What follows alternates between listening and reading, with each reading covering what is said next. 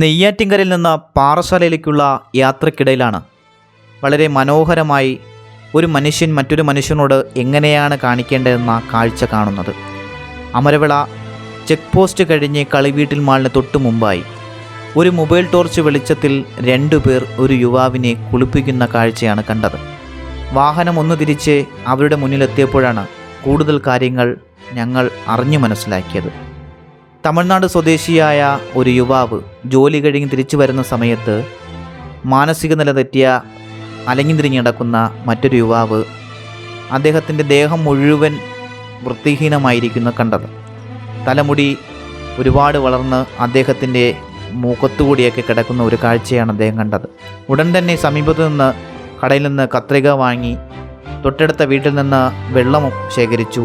അവിടെ നിന്ന് മറ്റൊരു യുവാവിനെ ഒരു കൂട്ടുകൂടി ഇവർ രണ്ടുപേരും ചേർന്ന് അദ്ദേഹത്തിൻ്റെ മുടി, ആ വൃത്തിഹീനമായി മുഖത്തൂടി കിടന്ന മുടിയെ വെട്ടിമാറ്റി അദ്ദേഹത്തെ സോപ്പ് തേച്ച് കുളിപ്പിച്ച് തോർത്തി അദ്ദേഹത്തിന് ഒരു തുണിയും കൊടുത്തിട്ട് പോകുന്ന ഒരു കാഴ്ചയാണ് കാണാൻ സാധിച്ചത്. ഒരുപക്ഷെ കൂടുതൽ കാര്യങ്ങൾ അദ്ദേഹത്തിനോട് ചോദിക്കുമ്പോഴും പറയാൻ അവർ രണ്ടുപേരും കൂട്ടാക്കുന്നില്ല.